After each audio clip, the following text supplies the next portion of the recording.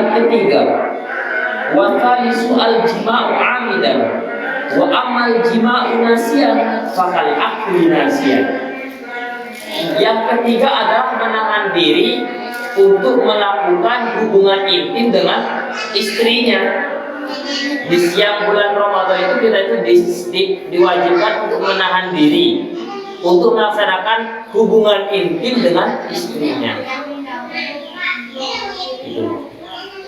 Bagaimana kalau sudah tidak kuat untuk melaksanakan hubungan intim? Misalnya seperti baru nikah, betul baru nikah. Baru nikah misalnya sudah ini baru-baru pengantin baru lah istilahnya. Ada cara menghilangnya. Kalau kita itu maksa tanpa membatalkan puasa kita, sudah langsung jima, itu membayar kafarat. Selain dia itu mengkodok puasa, dia itu wajib membayar kafarat. Kafaratnya apa saja? Yang pertama adalah puasa 2 bulan berturut-turut. Yang jika dia tidak mampu berpuasa, berpindah memerdekakan budak. Jika tidak mampu memerdekakan budak, maka solusinya memberi makan 60 orang miskin. Masing-masing orang, satu orang miskin mendapat satu on. Mendapat satu on. Jadi satu on makanan. Satu on sakaranya kalau nggak satu on. 1 kilo bagi 10. Satu on. Nah, caranya untuk tidak kena membayar kafarat, biar mengkodok saja. Jadi kalau artinya kalau langsung jima tanpa tidak membatalkan puasa terlebih dahulu, itu kena 2, kodok dan kafarat. Tapi kalau dibatalkan terlebih dahulu, kemudian melaksanakan hubungan intim, artinya yang laki-laki sama-sama membatalkan, yang perempuan juga membatalkan, maka dia itu hanya dikenai kodok saja, tidak dikenai kafarat. Karena dia sudah membatalkan, maka yang dikenai kodok karena jumanya, tapi karena membatalkan puasanya. Yang tadi itu yang pertama, kodoknya itu karena dia itu menjimanya, jima yang sehingga dia itu membatalkan terhadap puasa. Kafaratnya siapa? Karena apa dia itu membayar kafarat? Karena dia itu melakukan hubungan itu di siang hari bulan Ramadan.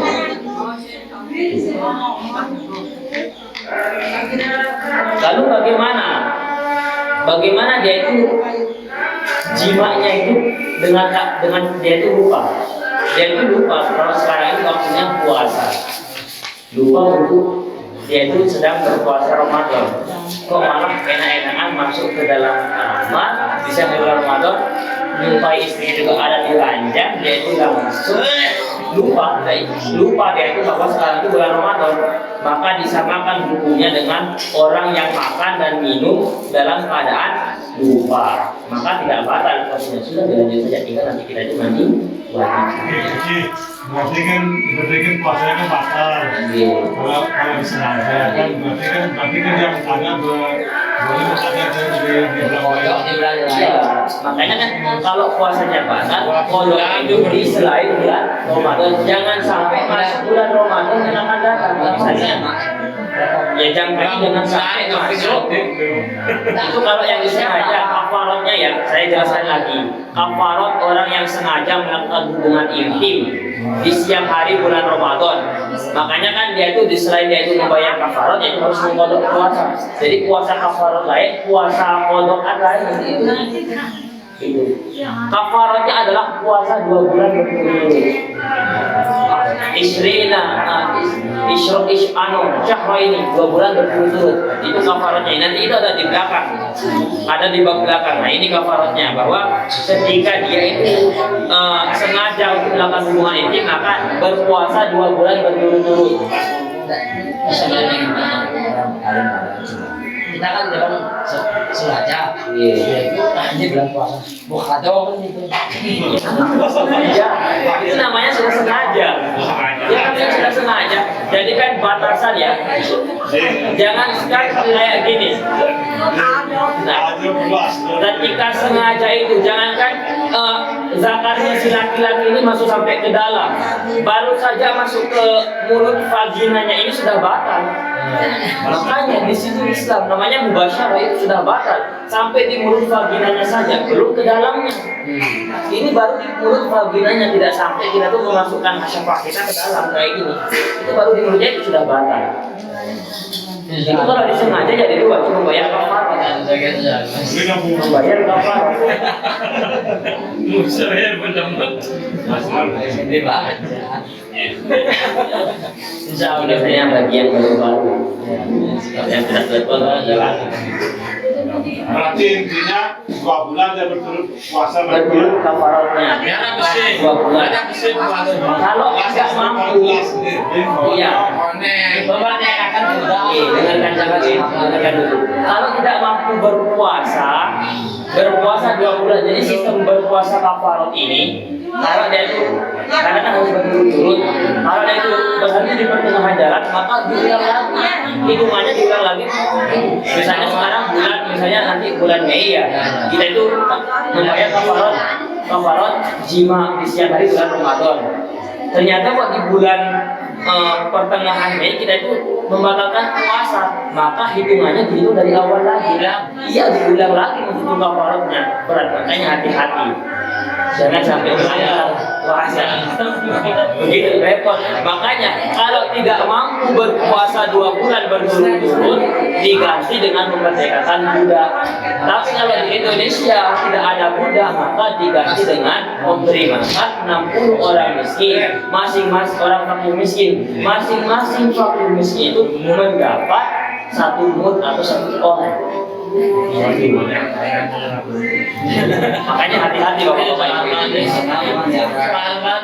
Jadi karena saya juga kan punya wadah asuh, paling punya kilo.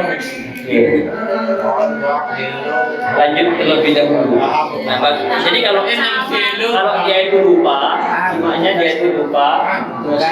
Kalau dia itu lupa, maka disamakan dengan orang yang makan dan minum. Lupa tidak batal puasanya, tapi juga ada catatannya tadi itu.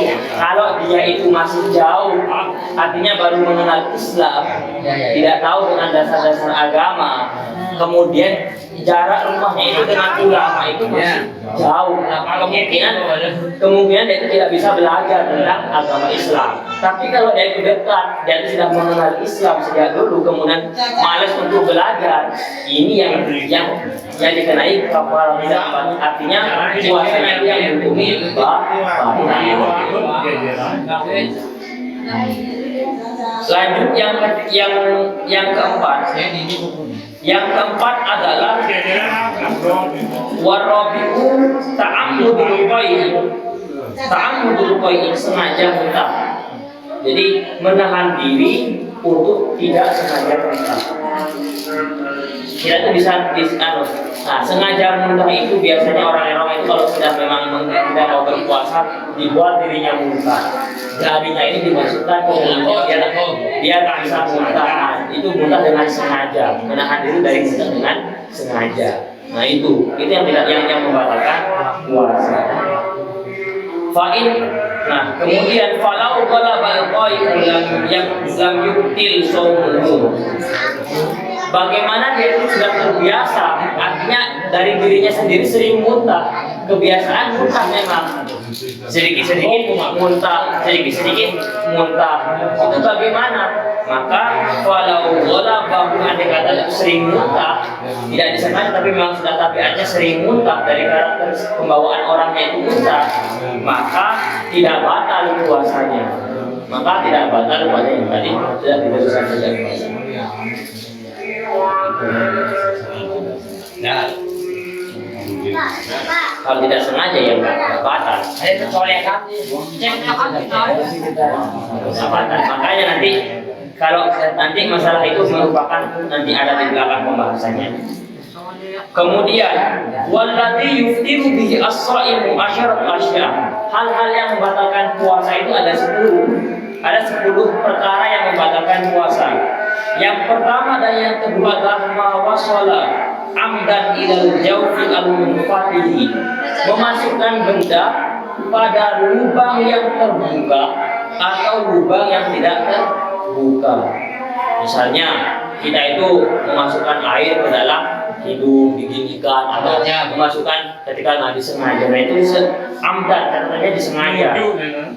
Ya, kalau itu tidak, karena itu sunahnya, tapi jangan dipersangat, diperkeras cara istinsaknya. Jadi istinsyak itu Nah, ketika berkumur-kumur dan juga menghirup air itu jangan dipaksakan, cuma itu saja, jangan sampai digigitkan. Karena kalau digigitkan itu nanti airnya masuk ke dalam, nah itu yang membatalkan puasa.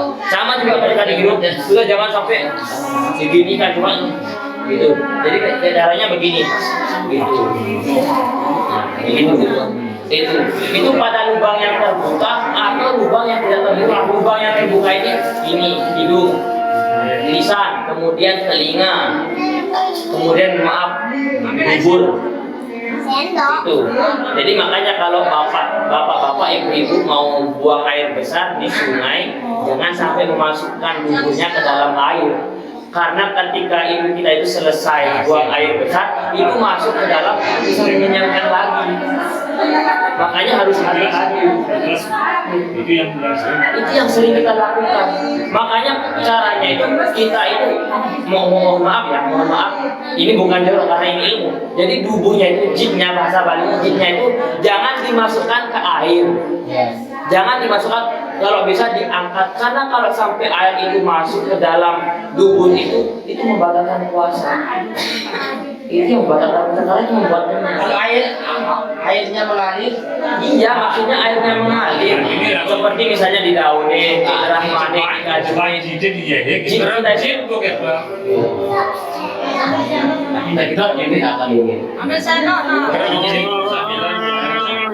Ini perlu diperjelas karena ini sangat kebanyakan terjadi di masyarakat. Makanya kalau misalnya airnya itu mengalir dan seperti di daunnya, di rahmane, di kaju, jangan sampai bapak-bapak ibu-ibu itu nggak harus tahu. Karena kalau ibu-ibu juga dua sekali itu jadi dimasukkan. Jangan sampai dimasukkan ke dalam air tambah karena menyekan warnanya gitu kan istilah itu jangan dilakukan istilah hari Ramadan karena itu kalau kita sampai masuk airnya ke dalam tubuh kita Kalau mandi di siang hari, jadi siang hari nggak apa-apa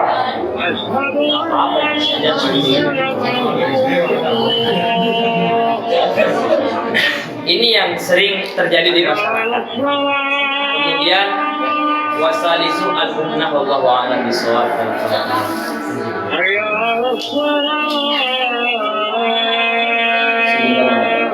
amin ya Allah. Semoga kita menjadi orang-orang yang Assalamualaikum warahmatullahi wabarakatuh.